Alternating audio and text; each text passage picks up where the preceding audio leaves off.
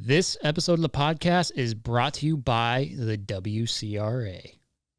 Guys, don't forget to go to the WCRA's website. That's WCRArodeo.com.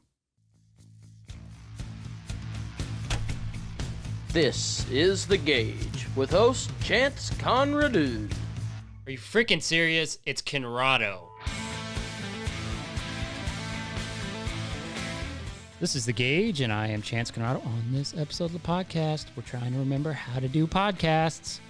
We took a long little break. I know that's an oxymoron after the NFR. Super tired. Don't want to say tired of doing podcasts because holy crap, did we appreciate all the listens that you guys gave us during the NFR, whoever you are out there in listening land.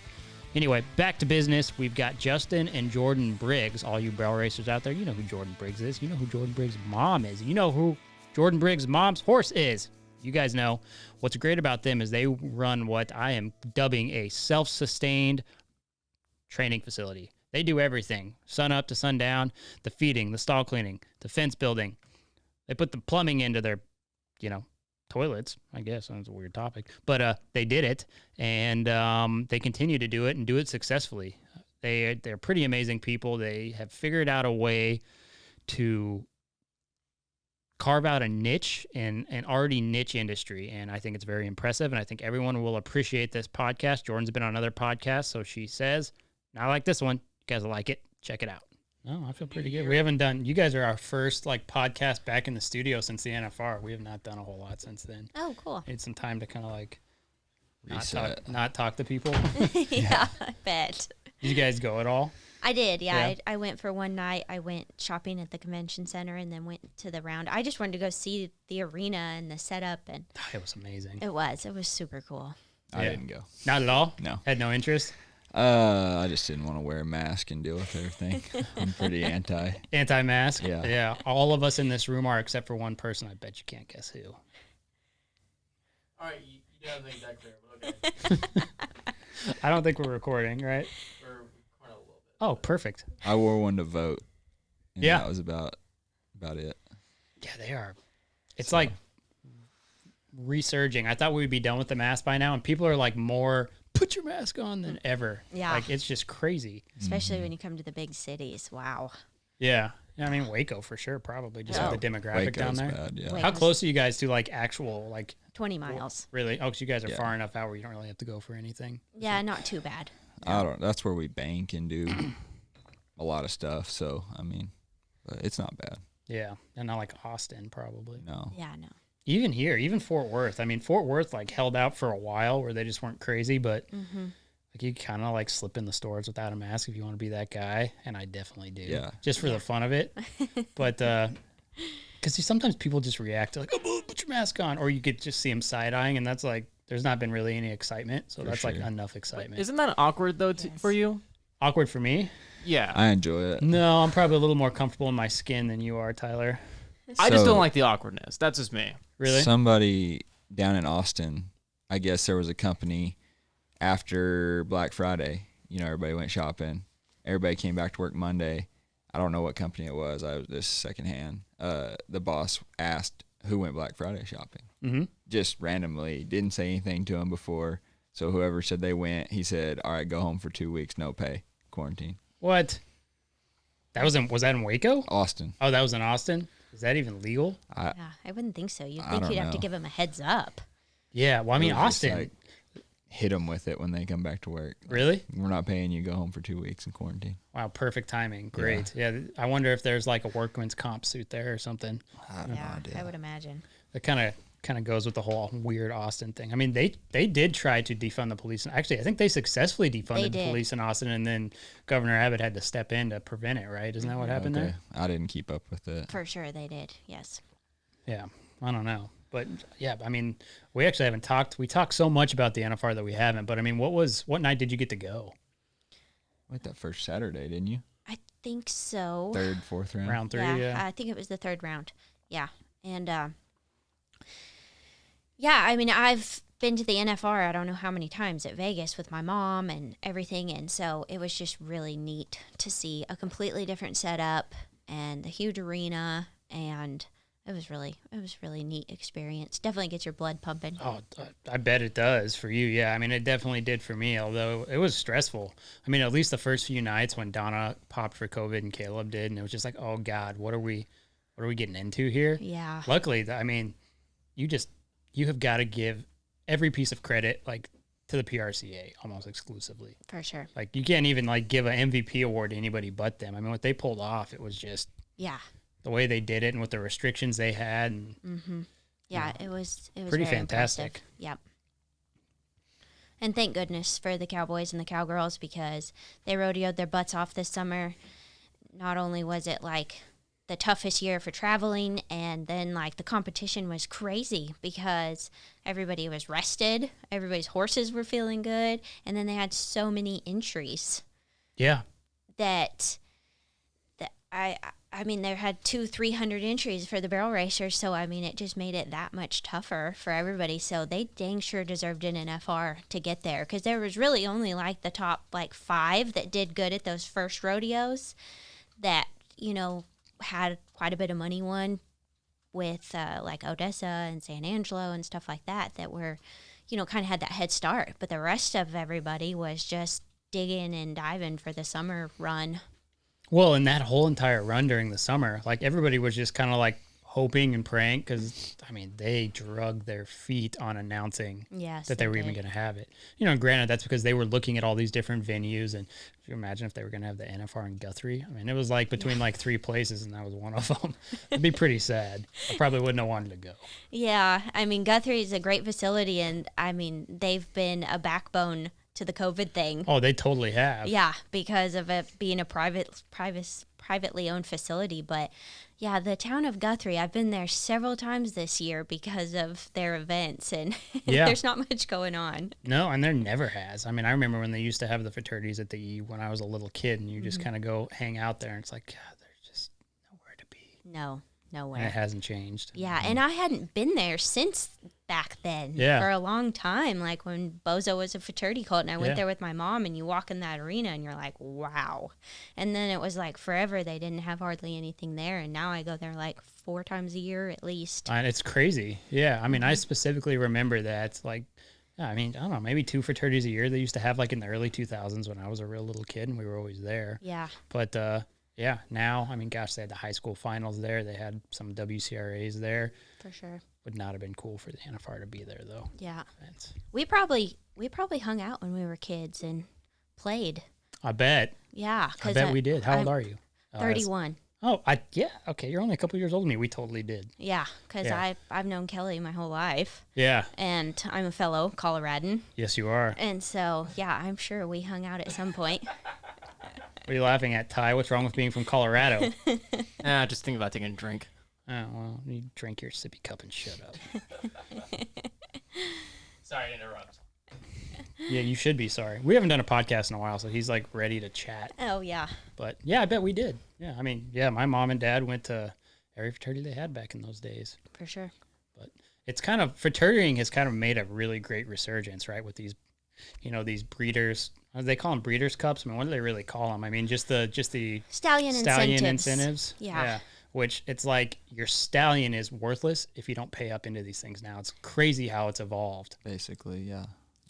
So we owned a stallion that, you know, we thought would cross really good. I've ridden Frenchman's Guy horses pretty much most of my career, and we had a lot of Frenchman's Guy mares accumulated over the years, and so we were trying to think of stuff to cross on those. And so we ended up buying our own stallion, and we had him for about 5 years, was really getting colts on the ground, getting people to breed to him, had one win $100,000 slot race, getting several out of really good mares, and then the pink buckle came out. And not that I'm not super grateful for the opportunity to run at that kind of money, but we could not even compete with stallion incentives. And so, like, right when they announced the pink buckle, we got out of the stallion game because... Oh, yeah. No, I know. We had this great stud named R. Kelly. And paid up in anything. So, yeah, it puts a nail in the coffin of your stallion if you don't want to spend, $60,000 for the whole year to get them all paid up into, you know, pink buckle, ruby buckle, all of it. Royal Crowns, although theirs is a little more reasonable than the other ones. For sure. Yeah, Yeah. it's it is. changed the game. A guy came to pick up a rope horse I've been riding today, and they have a stud in everything, and he said it was about 60. Yeah, for the year. I think I was doing the math, just talking with my sister. We were talking about studs, and because I was up there for Christmas, and I was like, just doing some math, and it's like, wow, if you really want to compete in this game, because she's got a pretty decent stud that they've been roping on, and it's like, yeah, I mean, it's going to cost. Do you want that, or do you want a good prospect? It's like you kind of got to choose depending on how shallow your pockets are. Well, For sure. those people said they were doing good to break even after vet work and paying up all that stuff. They're not even making money on their stud. No. I mean, And they were breeding, 50, 60 mares a year, and that's great. Yeah. So, Yeah, I mean that is certainly good. It kind of makes you wonder, right? Because just in these last few years, how do you say it? I mean, the stallion game, everybody could have a decent stud, right? If you were able to get a good cross, if you had a right. I mean, because it's not crazy to have, and I know this because for some reason we were like a broodmare farm where we had like 20 broodmares for who knows why, and that just happens. You start collecting them, but yeah. it's kind of made it a rich man's game, if you can say that, as far as the way these things work now. Definitely. I mean, I don't know for sure, but I would say that, there's probably only 5 to 10 stallions that really make a living. Yeah. And that's about it, which it's kind of always been that way. If you think about the breeding business, which like the first horses that come to my mind anyways are, of course, Dash to Fame and Frenchman's Guy. Yeah. They were like put it on the map to make a living for the people who own them. I mean, Bill and Deb Myers, they did such an amazing job, especially with where they're at to do that. I mean, they're probably, besides Dash to Fame, the way they marketed that stud and the way that they promoted him, Yes. that kind of made him the poster child of how to do that. Yes, and we were very involved in being his poster child because, and I think that my mom and Bozo and Frenchman's Guy and Bill and Deb were the first people to put the breeding game on the map. Absolutely. And my thinking to that is so the greatest horse in the world is Scamper, but he came off of, a sale barn horse, and I think he was quite a bit older before he ran barrels, and so I think his bloodlines were kind of already dead and gone or so far back that you couldn't find him anymore. And so when my mom started winning on Bozo, Frenchman's Guy and Bozo are the exact same age. And so Bill saw, like, here's this horse that's doing great for everybody. Let's get in cahoots with them to promote our stallion, which are 3/4 brothers. And he already had kind of mares and all that stuff, and we got in cahoots with him. And I think that they're the ones that started the barrel racing business, for sure. That was his own breed. Oh, I agree, because when he was really taking off, Kelly was riding for him. I was a little kid. I spent all my time at their house when I was like 10 years old. Yeah. Not even. I was probably 9, whatever that age is, when we lived in South Dakota. And it was like, looking back on that, you remember bits and pieces, but where they were, like, at that stage in their careers back in like the year, that was like 2002, maybe 2001, somewhere in that area. Yeah. That was when, obviously, they had already put out lots of performers, but between that point where my earliest memory is and now, it's like, it's unbelievable. Yeah, their first sale was in 2000, I think. And so then by like 2002, that's when their first crop was hitting the Futurity world. And what Bill had going for him, which a lot of people don't, is he's such a good colt breaker. So he kind of also brought a great breeding program and a colt starting program. And so when people got him, they could just go straight to the barrels with him. They were good-minded.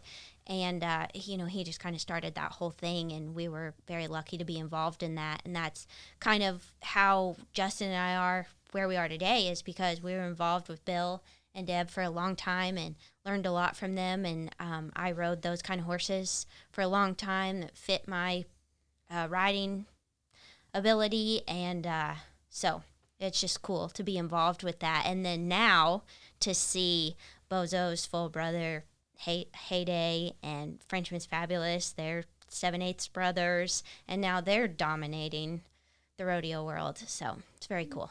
Absolutely. Yeah. I mean, it is really interesting, and to get your perspective on it, and then we're going to let you talk too. Cause I mean, there's an interesting dynamic here. You guys obviously have different goals, but you kind of run a performance horse business together, which is an interesting kind of thing to maybe talk about is the other side of the coin, which is you and what you do. But to kind of go back, I mean, obviously not everybody goes, like if you have a mother like yours who had a horse like that, I mean, obviously you are gonna probably fantasize about doing exactly what she did. Is that kind of how it was for you? For sure. I think I think of myself as like Michael Jordan's kid.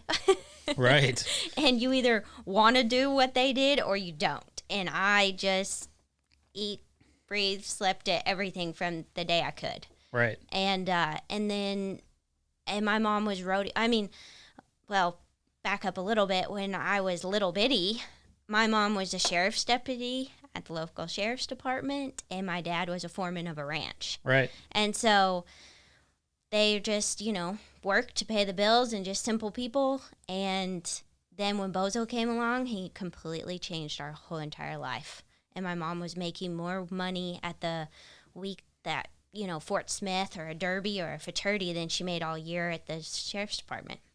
Right. And so I guess I got to be a part of that world where my mom made a living running her one horse. I mean, it's funny. We have a lot of parallels because in the early 2000s, my mom did the same thing, right? Yeah. She had a great horse. And, I mean, back in those days when they had the speed horses and all those things on the East Coast, and my mom had this one horse that she was going on the same time that they were. And, yes. When Troy Carmine was king, and my mom had battles with him for a few years where first and second, and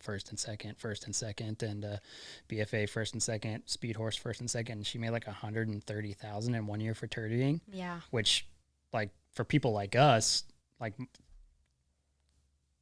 Kelly's great. He's one of the great, trainers out there. One probably doesn't get as much credit as he needs, but that's a tough gig. Yes. The way that he's done it. Yeah. Real tough on kids. Yeah. And it was just crazy to see that somebody could make that much money in those times on a barrel horse. Now, like, I don't even think that them going back then could imagine what it is now. But at that time, $100,000 a year or more in earnings on a barrel horse, unbelievable. Yes, for sure. Yeah. And so, I guess I lost track of where we were going. Hopes and dreams, and mom was awesome. Doing what your parents do or not. Yeah. Yeah, I was born in the pickup truck, going to the rodeos, and I loved it. Bozo was my mom's only horse, and so there was room in the trailer for a pony or another horse for me, and I just ate it up. God, trucks sucked so much back then. They're so much more comfortable now. For sure. No cell phones, no Bluetooth. The phones were in a bag. Yeah. We just Car didn't rides know. weren't as We didn't fun. know any different. Yeah. Did you guys ever take like a small TV, like a real one, and like set it on the center console? Oh yeah. Yeah, that's what we did. Yep. Never go back to that. VHS. Yep. Yeah. But whatever the video was, that's the only way that we could make it to those fraternities. It was like, let's put the giant TV that screens this big on there. Sorry, Mom, you don't get to put your arm anywhere. No. We had a camper. We were pretty high class with the camper, and I'd crawl in and out of the window to go back to the camper. Oh, camper on the back of the truck? Yeah. Oh, dang, you guys were fancy. Yeah, we were. Yeah, we had like an 8-horse trailer. There was like a changing room. No, yeah. It wasn't a super nice one either, so you kind of like did this when you pulled in. Yeah. Camper though. Yeah, I bet you were probably the cool person. I bet you I rolled up on my Razor scooter and was like, oh, this chick's got a camper. What is up? You were serious. Yeah. Wish I could remember more of that, but just Yeah. can't. I know. It took, and we ended up not being the cool kids for a while because we were like the last people to get out of the camper when living quarters were really coming in. We stuck with the camper for quite a while. You gotta do what you gotta do. Yeah. My mom, she can pinch two pennies together until they scream. I mean, that's probably a good quality when it comes to managing finances when you rely on barrel horses. Definitely. Yeah, being a self-employed person, I've never had a real job. I've always been self-employed and always knew what I wanted to do. And so having a mom that was like that financially really set a good tone for the rest of my life. Yeah. Yeah. How did you guys meet? I know I'm jumping around, but I'm just curious now. College rodeo. Really? Yeah. Her best friend, I went to high school with. And so we kind of have known the same people for a long time and just always were dating somebody else. And just, I think at Stockyards one time.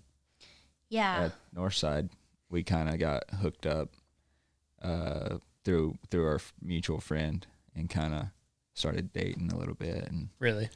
And we're going on 11 years of marriage.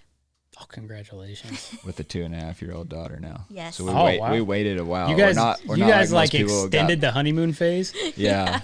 We didn't get married and have a kid right off the bat, which I think is smart. I think you need to kind of have your life down before you bail off into a kid. That is smart because a lot of people do it the other way. Like, oh, kid, all right, we better get married. Make sure nobody finds out. Yeah. That was me. Well, we got married at 21 years old. I think you got to kind of still work some things out Yeah. until you throw in a kid. So Yeah.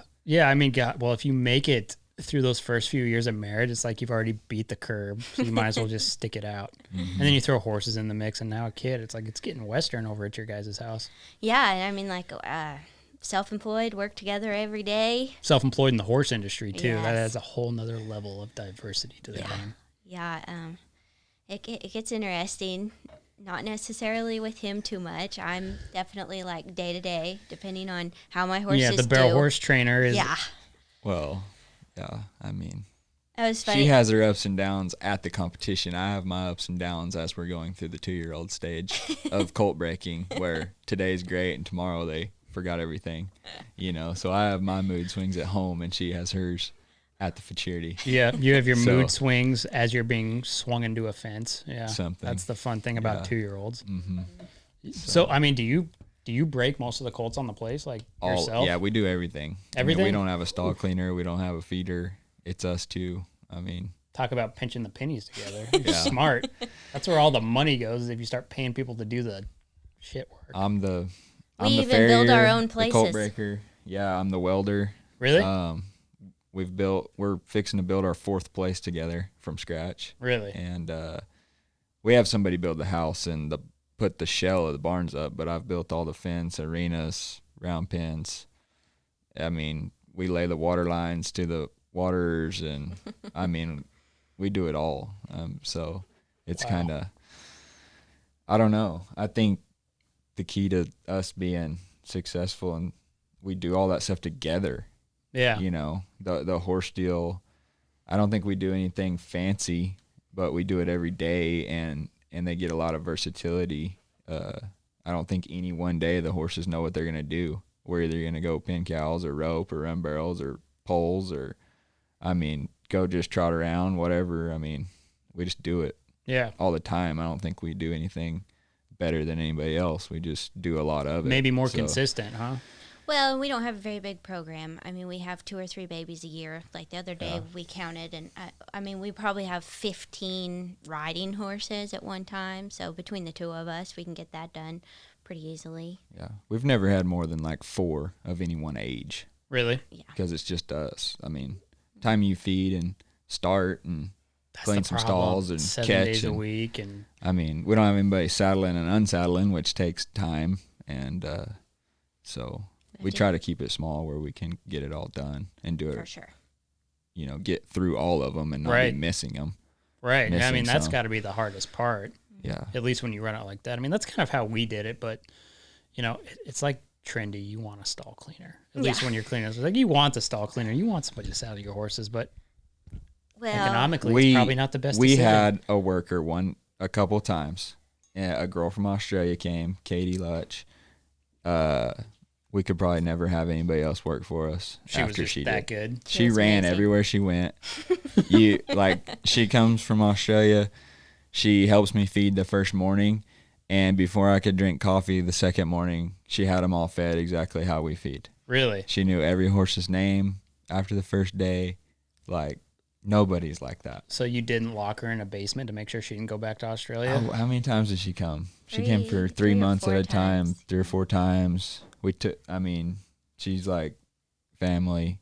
Yeah. Took her skiing with us one time. She'd never seen snow, never felt one time in 3 days. Like, she was just a very versatile, cool person. Yeah. that was a hard worker. Did So, she go back to Australia? Yeah. Mm-hmm. Yeah. She's a nurse over And there. Really? She just would take time off to come and Really? hang out. And with COVID, I don't think she can come back for a long time. Yeah. I think No, Australia exactly. like shut down.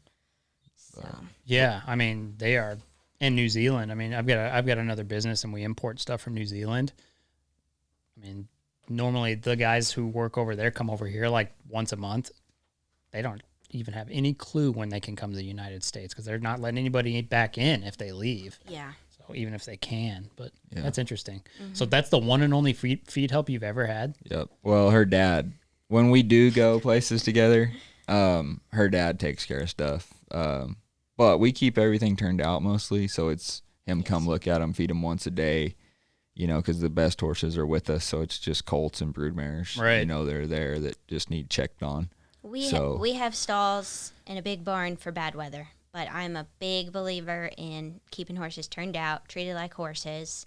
90% of them are turned out with 3 or 4 other head, and I'm a big believer in letting horses be horses and out in the pasture grazing. We have nearly 70 acres for a reason. We don't have to feed them hay probably 6 to 8 months out of the year. So again, pinching those pennies. They live off the land. Sticking with the roots here. Yes. Yeah. But it's a good point, right? Because I don't know if you would call them studies, but I mean, there's a pretty decent amount of proof that if you keep a horse in a 12 by 12 stall in a dark barn most of their life, it affects them in a weird way. And you probably don't ever get everything out of them that you could because of that. Oh, for sure. 'Cause, I mean, horses are highly emotional. Yes. So, Yeah, they are, especially the ones we have these days. 10, 20 years ago, I think they're a lot tougher than they are now. yeah, I mean, that's a good point. Yeah, I think most of the horses So are we the have people, now. maybe, at least for the most part. Yeah, it's like everyone needs Prozac, even the horses. And even if you don't need it, sometimes you just want it. Yes, for sure. Oh, I've had some Dash to Fame fillies that I'd really like to find some drugs for.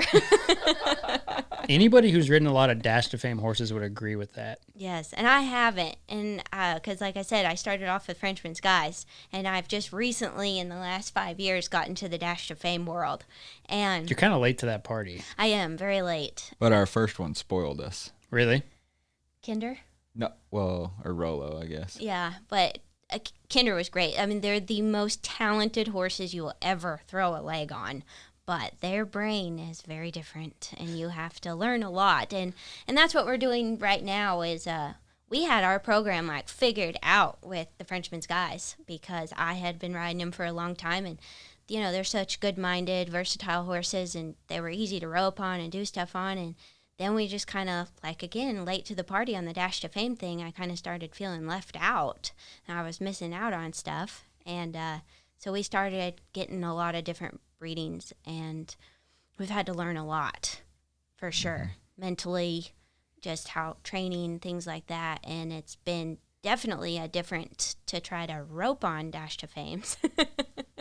Have you been very successful doing that? That's not something you hear often. Well, her horse she's rodeoing on right now, Famous Little Jet, I took him to the rope horse Futurity as a 4-year-old and roped both ends on him before she ever ran him at the Futurities as a 5-year-old.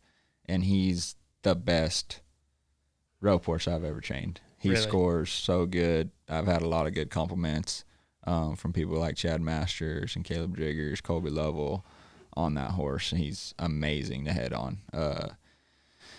Decent to heel on, but I've showed him 3 years now. That's what she broke into the top 50 on this year, and he won over 100,000 as a Futurity horse. Just a really special horse. But he was kind of a pretty fight or flight as a 2-year-old, and once we got through that, she was riding him today, and she's like, he just feels like he's 20. he just now, since he got trained, he's just, you don't pick on him, you don't train on him, you don't do anything. And then on the other end, the Dash to Fame fillies we have, they're all over the place mentally. They're a handful. Yeah. So, But that's fun. That's what wakes us up every morning and gets us out there to just ride 14 different horses that are going 14 different directions and try to figure it out and learn from each other, learn from other people. This is it's a great industry to be in. I love to learn from other people, and so does he. He rides with a lot of people. Mainly because I don't have it figured out yet, like she does. So. No, but anyways, just fun. It's what we like to do. I loved rodeoing, and I made the NFR one time, and then I decided I would rather do the Futurity thing, and so I sold. Did you hate the traveling? Was it hard on you, or? No. The year I made the NFR on, it was just one of those years where I went to like 40 or 50 rodeos. That's when we were dating or engaged, and he went with me and took me everywhere, and my horse placed at every rodeo. I mean, I just like followed in my mom's footsteps of how she did it, and so it was awesome. The driving was great when you win. That's true. Yeah, when you have the fuel money. Yes. It's good. But the other side of that is I figured out pretty quickly that when you're not winning, the road is long. And I didn't like that part of it at all, which no one likes to lose. But I figured I didn't have near as much heart as other people do in it. And so I wanted to come home, stay home, train colts. And my first Futurity was when I was 14 that I competed in. And so I had kind of already done that and then been through that a little bit. And so that's what I decided I wanted to do. That I liked was just training new ones every year. Yeah, I mean, it makes a lot of sense. And God, I mean, what better time to be doing it than right now? Yeah. I mean, it's just there's so much hype, and I've always been one of those people who's thought that the industry hasn't grown in a long time. Yeah. But I think we saw in 2019, 2020, and upcoming, I think we've saw more growth industry wide.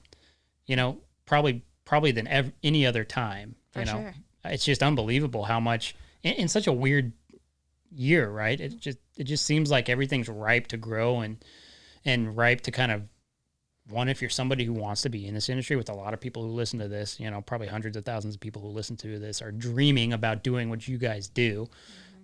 Granted, they don't really understand what that means sometimes, probably, but I don't know. It seems like the culture has changed in a specific way where it's more inviting and there's more opportunity. Now, I mean, that's kind of a false negative, right? Because it's like, it's even harder to acquire these horses because of the costs, but yeah. I don't know. It just seems like there's more access. Like if you can figure it out, there's more access and more ways to make it work now than there were. It's just, you got to add a couple of zeros to everything that you want to buy, but for sure. Yeah. And we got in the breeding business because I had a phenomenal Futurity horse named Frenchman's Future that won 200,000 her Futurity year. Justin roped on her and she broke her hock her Derby year and she was done. So she was a broodmare.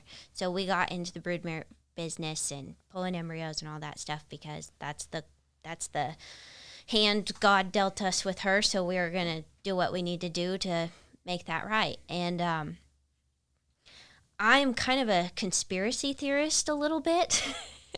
And so when elections are up and down and the stock market's up and down, I always think like nobody's going to be breeding horses this year. People are going to be scared, like something's going to happen. And what I've figured out over the years of $4 gallon diesel, and horse people are just crazy enough to never back down. I mean, they always prevail.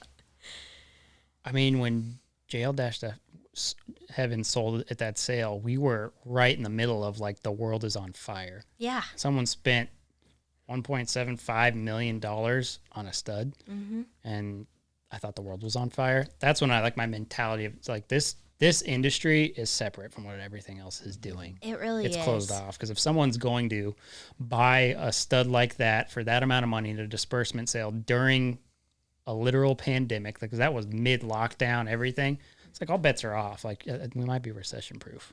I feel like our world didn't change this year. I mean, besides the rodeos themselves. They shut the big stuff down for a little while, but like our day-to-day stuff was no different than any other year. We got up in the morning, we worked horses, we went to lunch if we wanted to, came back, talked about horses when we were laying down at bed, what should we do different tomorrow? The roping's only shut down for a little while, and the first one I went to, they had in Stephenville, was like Clay Logan's open roping and another add-on roping. They had to make it 2 days. It was supposed to be 1 day. They had to make it 2 days because everybody showed up. Everybody was shaking hands and hanging out and having a good time.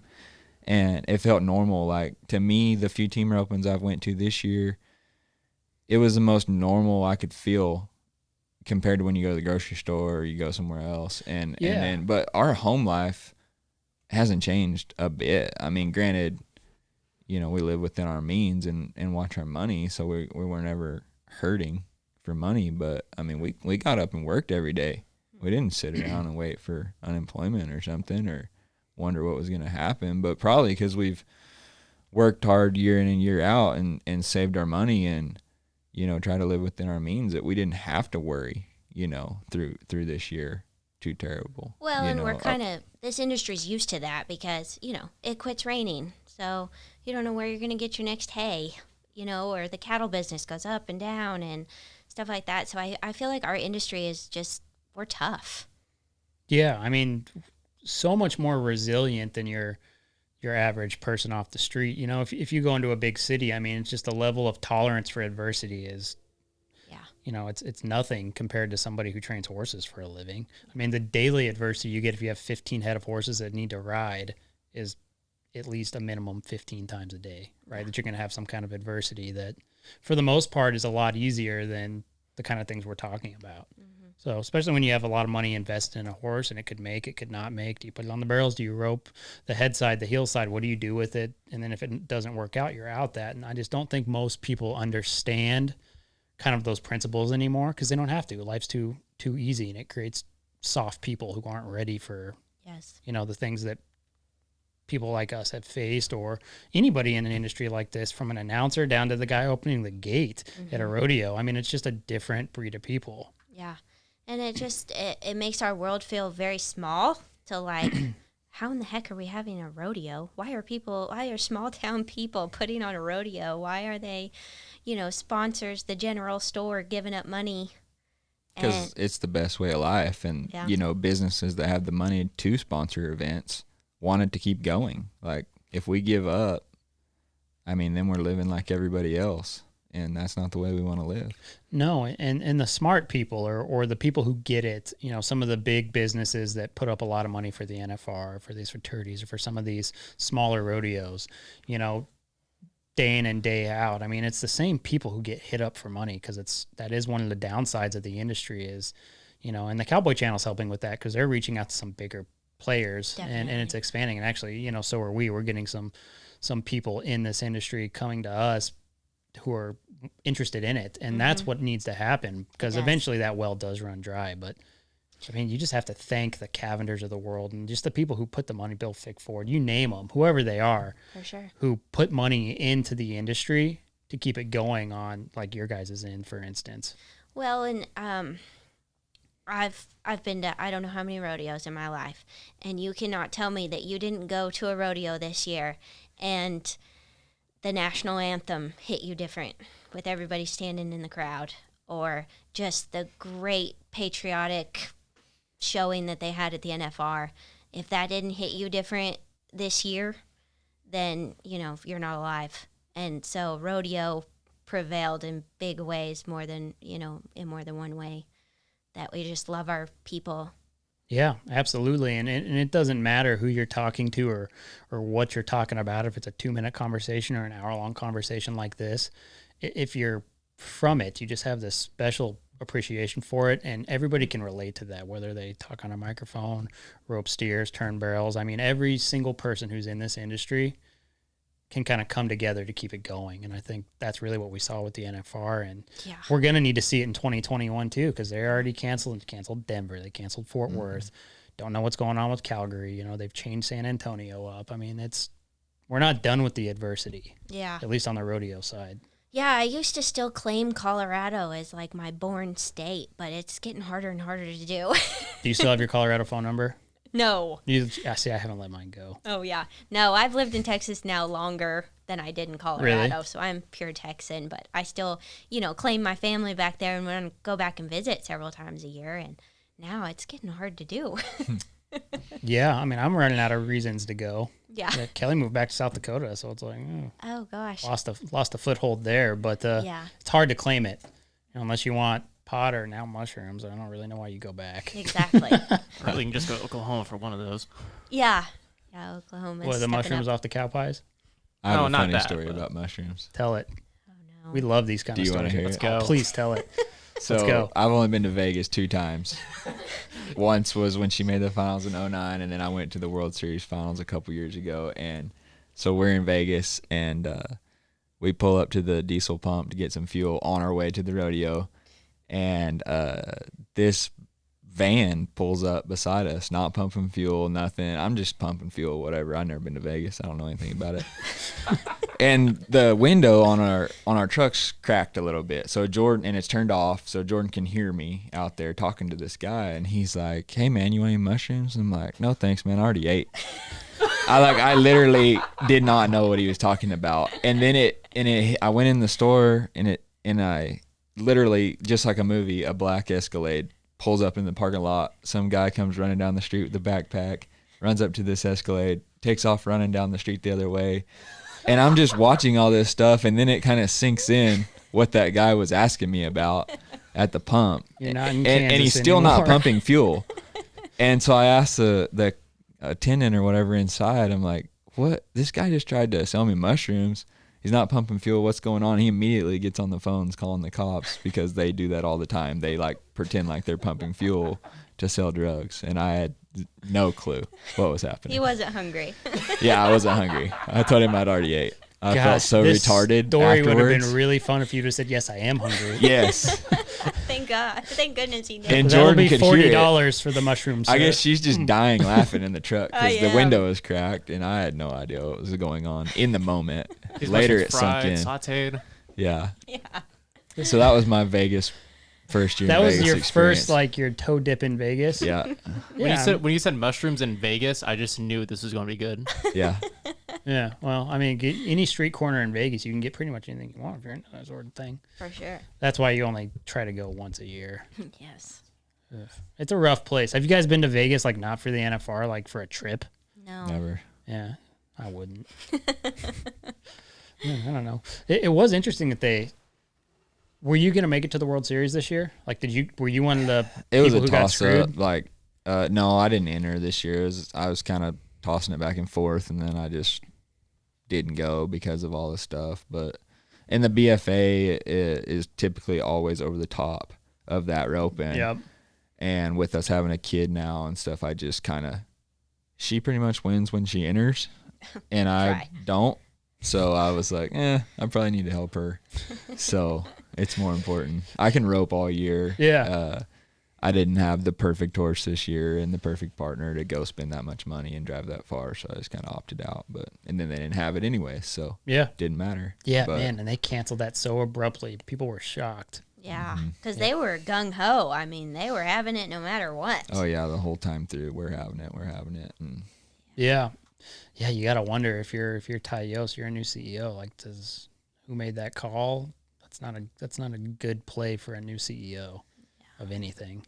the ropings in Wickenburg were still big, I guess. And Yeah. Texas had a bunch of huge ropings. So I mean, ropings went on. It just wasn't for 300,000. So I was worried about the contractors canceling that. You know, they were feeding who knows how many steers getting ready for that. yeah. And I'm sure that was hard on them. Ooh. Yeah, I mean, a big trickle-down effect, that's for sure. Yeah. And a lot of people who qualified in the low numbers for their first time, and it was gut-wrenching for them. Yeah. But what do you do? Show goes on. I'm surprised they didn't move it somewhere like Guthrie, though. I mean, you would have thought they could have done that Yeah. quick. They could have. I think they just did. Probably looked at it money-wise and made the opposite decision that the PRCA made. Yeah. Yeah. So, what else? Well, we've talked about mushrooms. We've talked about barrel horses. So I think we hit the two things we knew we were going to talk about. Yeah. Yeah, for sure. I'm But- glad I brought something to the table. Yeah, I mean, this is not the norm, right, though, in the relationship. Is not just you letting her have all the glory, right? No, I mean, I've won a little bit here and there. Typical. I maybe have won enough in my lifetime to accumulate 1 week for her. Oh, gosh. So Not true. He's the backbone. I mean, again, he's the horseshoer, the colt breaker, the builder. And then, honestly, I don't know what our horses would be without team roping. Like I said, we don't have very many. We put a lot of time in each one. And they get sick of me, and they get sick of loping around the barrels, and so then they go to team roping. They, we had several that roped the dummy this morning, and so I just think that's a really big part of our program is the team roping part of it, so they just don't get sick of one job, and they know where to put their feet and stay, sounder. Well, I think versatility is great for any horse, but I'm the farrier and the colt breaker, so I got to kind of be on top of my game, or I'm the one to blame. Yeah, it's a good point. Like, no matter where you look, she has one guy to blame for everything. For sure. That's like regular marriage, but on mushrooms. Yeah. Jacked up on mushrooms. Yep. Yeah. I saw Tiani Schuster at a barrel race, and she said, y'all are selling your place and moving again? Because, like, people think we're crazy that we're working on our 4th place from building from scratch, let alone everything else. And she goes, my husband and I couldn't build a birdhouse together and we would get a divorce. I was going to say, Tiani Schuster probably does things a little different than you guys do. Well, that's the other way we make a living, too, though, is flipping places. I mean, you get, you don't have to pay capital gains on a place that's your homestead. So yep. In between selling horses, us buying land, raw land, and fixing it up and doing the work ourselves, that's kind of how I pay me, because I don't get paid, we get paid through what we win and what we sell horses for. And other than that, I mean, we don't have a monthly income. Right. Like, literally, I mean, we couldn't even go to the bank and get a loan if we wanted to. I mean, our stuff's, paid off, and we've lived within our means to do that. But I'm not sure how many people could live like we do, not having a monthly check and having to make it work between, getting chunks of money from winnings or selling something. So nobody else does what we do. You guys don't take outside horses at all? Here and there, but very yeah, seldom. either somebody she sold a horse to and then they pulled the embryo out of. She might ride a colt out of a mare she trained. Or, I enjoy rope horses, so I just sent a rope horse home today that I've been riding for a couple months for a guy. So, when we have time, when we want a little extra money, we will, as long as it's not a huge commitment, because we need to take care of our horses first, because that's what makes the money. I mean, monthly money, riding an outside horse, time you feed it, own a stall for it to live in, you don't make that much. You have to be winning something on them. Yeah. And you have to have 20 of them to make it really work. So it's kind of a one or the other kind of deal. Yeah. But taking outside horses comes with its own challenges, right? For one, financially, it's like you can never get paid on time. It's like a unicorn of an owner if you can get that done. And then, the other part of it, you don't make a lot of money, and then you come to this weird place with outside horses, right, where you kind of have to send them back. Yeah. Or they want you to keep them long term, and then they're not what they wanted them to be. Exactly. Or they're bugging you too much about it. They want to be at your place every other day watching the horse, and that's a tough gig. It is. And the people that do it and have 20, 30 outside horses and deal with all the people and take on that pressure, they're phenomenal. And they probably are better under pressure than I am because they deal with that. Me, I just have to be mad at myself or him. Yeah, I think why our program works, though, too, is she's so picky about who buys them, and we don't have to sell them until they're ready to be sold. That we know what it is exactly. We started it from scratch. We know what they are. We know what kind of person they're going to fit. And that kind of keeps us having repeat customers and keeps horses from failing with the new owner. We're not just in a bind to sell them to the first person that comes along because we need the money. You know what I mean? And that just goes back to living within our means, allows us to place them horses in the right spot, that allows us to keep doing it that way, that allows us to not have to ride for the public, by having repeat customers, by doing a good job, not selling a horse that's not what it's said it is, basically. We just want full control. So. We're control freaks. Did anybody ever tell you you're like the Dave Ramsey of horse training? I listened to his podcast. What does that mean? I was just thinking, I'm just thinking about how can I help diversify your guys' portfolio. I think that's probably the way to go. That is awesome because Hey, we hey. love Dave Ramsey. Her mom and dad make a living owner financing land, and we have one that we're owner financing right now. So we kind of are Dave Ramsey, But probably not like the frozen pancakes. but right? we don't have. No, not that far. He's pretty hardcore, that guy. You guys ready to do your debt-free scream? Yeah, Yeah. yeah. I've listened to those a bunch. They're hard to. It's hard to want to be that frugal though with money. He's pretty. Sounds like no life. Of course, there's no way he's being that frugal now. Oh no, Yeah, no. he doesn't Like have the to. dude's like bouncing around between beach houses. They're so full of it. Yeah. At least from that standpoint. We do have a credit card. We haven't cut up our credit cards because it's just too easy to swipe that credit card, and I don't keep up with debit cards. So we're not complete Dave Ramsey proof, but No, close. but that might be the next move. Yeah. You know, when you are tired of riding 15 head a day, it's like, why don't you write that book? And then you can send some love our way, and we'll promote it for you. Next thing you know, you've got like 12 places. Yeah. But you tell people you have one. Yeah. Yeah. Well, yeah. We have a place for sale right now, and we're starting to build the new one. We're moving to Toller, Texas. I so don't know where that's at. Between Stephenville and Granbury. Oh, sounds like the destination. Yeah. Yes. Yeah. So we're excited. When you guys go and you do these places, right? So you obviously stay at one, you start developing the other one, but I mean, what's the turnaround time on that? A year. About a year?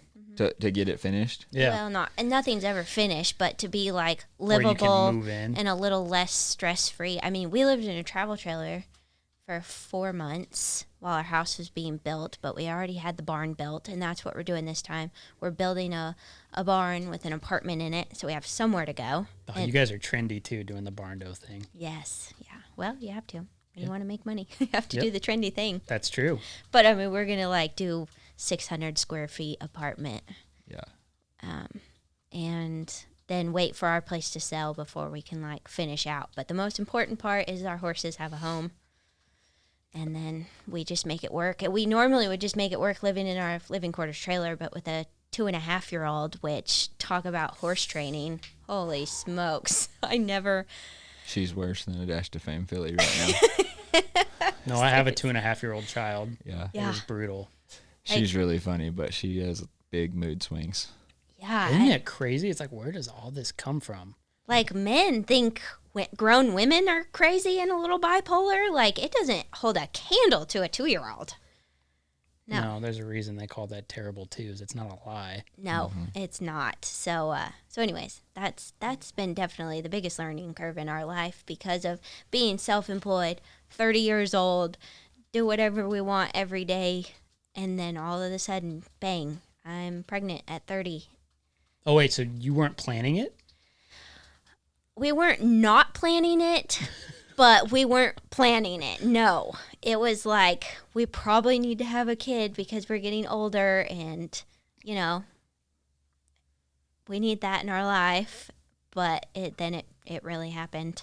Really happened. Yeah. It's real. It took a while for it to kick in. When I told my mom, I was like, please don't tell everybody. Because I'm not ready for somebody to come up and congratulate me quite yet. Like, I still need a few months to sleep on this. And I don't want shell shock look when people come up and talk to me about it. And, it was very hard for her to keep her mouth shut about it. She dropped the ball totally, didn't she? Yes, she did. Yep, your mom's like my mom. Yeah. But now, I mean, now that we have her, we wouldn't change our life for anything, and we love her to death. But yeah, I thought horse training was tough, but it doesn't hold a candle to parenting. I don't know how so many people do it with several.